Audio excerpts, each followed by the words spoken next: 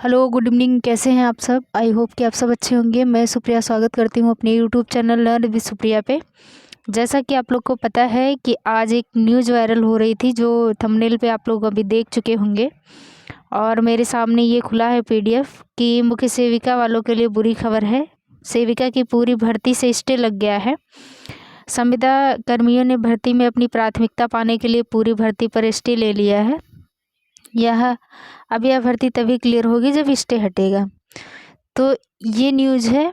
कैसे, कहाँ से, क्या आया, विस्तृत जानकारी हम लोग लेंगे इस वीडियो में। चैनल पर नए हो तो सब्सक्राइब ज़रूर कीजिएगा।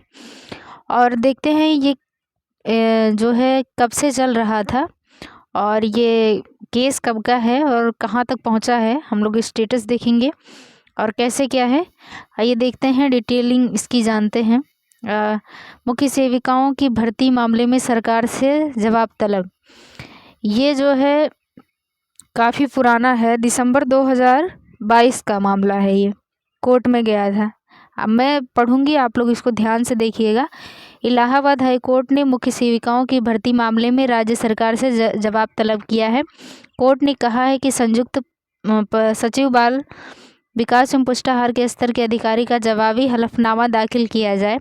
पहले से कार्यरत मुख्य सेविकाओं के नियमित करने में कितना वित्तीय बोझ पड़ेगा, इसकी भी जानकारी देनी होगी। कोर्ट ने मामले की सुनवाई के लिए 26 दिसंबर की तारीख तय की है।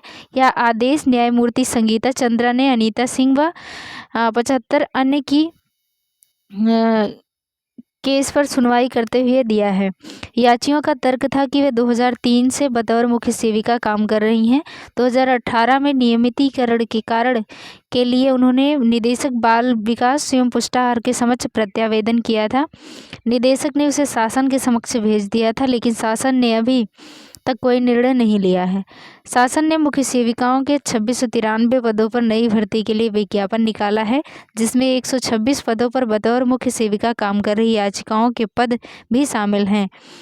अपर महाधिवक्ता नीरज त्रिपाठी ने कोर्ट को बताया कि याचियों की नियमितीकरण की मांग खारिज कर दी गई है, क्योंकि ये नियमितीकरण नियमावली 2016 के मानदंडों को पूरा नहीं कर रही है। इस संबंध में याचियों को सूचित भी कर दिया गया था। उन्होंने कहा कि याचियों की ओर से भर्ती प्रक्रिया को चुनौती तब नहीं दी गई है, केवल अपने नियमितीकरण की मांग की गई है। ये रही अनीता। ये पेपर दिसंबर 2022 का है और मूर्ख से 2023 में फैला रहे हैं। तो ये जिन्होंने भी मतलब ये लिख के सेंड किया है, ये पूरा मामला है दिसंबर 2022 का। उस समय इन्होंने ये जो है, ये आप यहाँ से देख सकते हैं, 126 पदों पर बतौर मुख्य सेविका काम कर रही याचियों के पद भी शामिल हैं। इसमें जो है, जो संविदा पे लोग काम कर रहे हैं उन लोगों का मामला था। उन लोग तब भी कोर्ट गई थी, उस समय खारिज कर दिया गया था।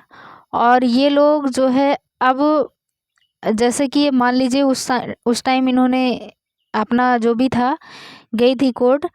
अब प्रेजेंट टाइम में क्या मैटर है उसको हम लोग पढ़ते हैं, देखते हैं। इसको थोड़ा सा हम लोग हिंदी में देखेंगे तो ज़्यादा समझ में आएगा। देखो, ये number written case written a number 12,924 of 2022। याचिकाकर्ता हैं नीता सिंह और 75 अन्य लोग हैं। प्रतिवादी भारत संघ और 3 अन्य लोग हैं। याचिकाकर्ता के वकील हैं विनीत कुमार सिंह, वरिष्ठ अधिवक्ता हैं। प्रतिवादी के वकील ASGI GS पूर्णेंद्र कुमार सिंह, सिद्धार्थ सिंघल।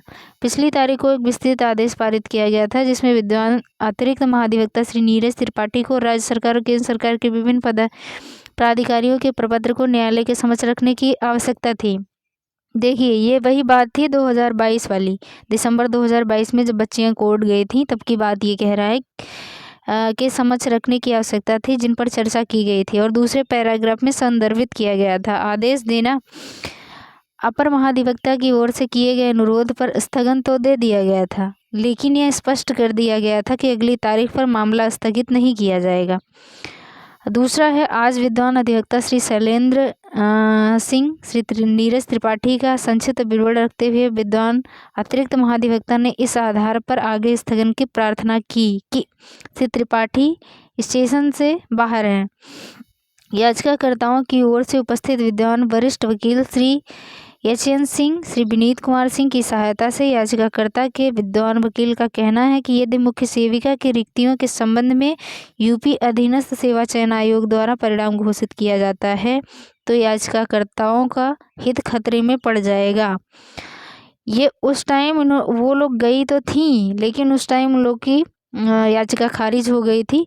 अब दोबारा से वो लोग स्टे पे लगी थी स्टे करवाने के लिए, और उन्होंने स्टे ले भी लिया। देखिए पैराग्राफ नंबर 3 में देखिए कि याचिकाकर्ताओं की ओर से उपस्थित विद्वान वकील वरिष्ठ वकील श्री एच.एन. सिंह श्री विनीत कुमार सिंह की सहायता से याचिकाकर्ता के विद्वान वकील का कहना है कि यदि मुख्य सेविका की रिक्तियों के संबंध में यूपी अधीनस्थ सेवा चयन आयोग द्वारा परिणाम घोषित किया जाता है, यानी कि रिजल्ट घोषित किया जाता है, तो याचिकाकर्ताओं का हित खतरे में पड़ जाएगा। पैराग्राफ नंबर 4 है कि निम्नलिखित इसलिए इन परिस्थितियों में स्थगन केवल एक छोटी तारीख के लिए दिया जाता है और मामले को 20/12/2023 को दोपहर 2 बजे फिर से सूचीबद्ध करने का निर्देश दिया गया है।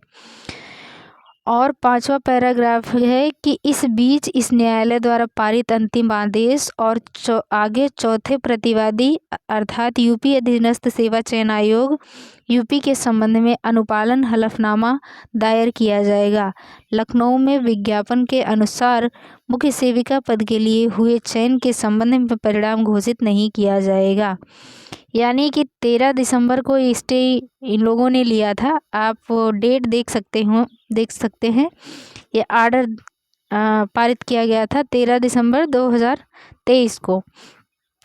ये 5वां पैराग्राफ इसी दिन के लिए था कि इस बीच इस न्यायालय द्वारा पारित अंतिम आदेश और आगे चौथे प्रतिवादी अर्थात यूपी अधीनस्थ सेवा चयन आयोग यूपी के संबंध में अनुपालन हलफनामा दायर किया जाएगा।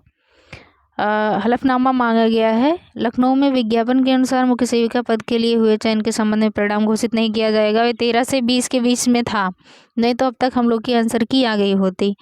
अब आप लोग शायद इससे समझ गए होंगे कि ये 13 दिसंबर 2023 को ये लगाया गया स्टे, और 20 दिसंबर तक ये जो है उन लोगों ने रुकवा दिया रिजल्ट की अगर आप परिणाम जारी करते हो कि हम लोग खतरे में पड़ सकते हैं और का हित जो है नहीं होगा हम लोग का याचिकाकर्ताओं का।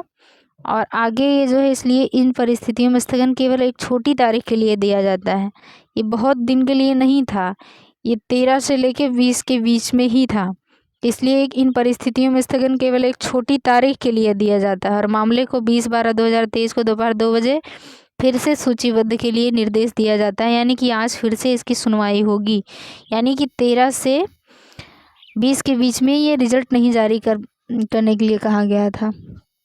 और आगे हम लोग देखेंगे।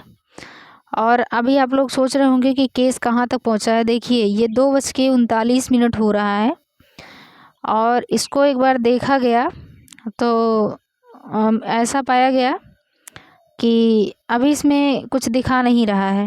एक लिंक है, उस पर आप सर्च कर सकते हो, देख सकते हो, केस स्टडी कर सकते हो।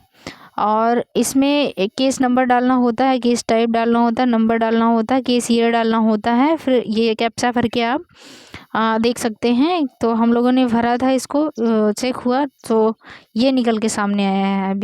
अभी ये दिखा रहा है, ये है, अभी यहाँ तक पहुँचा है। ये पेंडिंग दिखा रहा है और रिस्पॉन्डिंग में ये दिखा रहा है। तो अभी जैसे ही कुछ आगे अपडेट आएगी इसमें हम लोग चेक करते रहेंगे। कुछ अपडेट आती है तो आप लोग को अपडेट किया जाएगा। आई होप कि आप सभी समझ गए होंगे। वीडियो पर नए हो तो चैनल को सब्सक्राइब ज़रूर कीजिएगा, क्योंकि आगे का अपडेट आप लोग को इसी चैनल के माध्यम से दिया जाएगा। और मिलते हैं अभी जस्ट अगला जो अपडेट आएगा उसके लिए। तब तक के लिए धन्यवाद।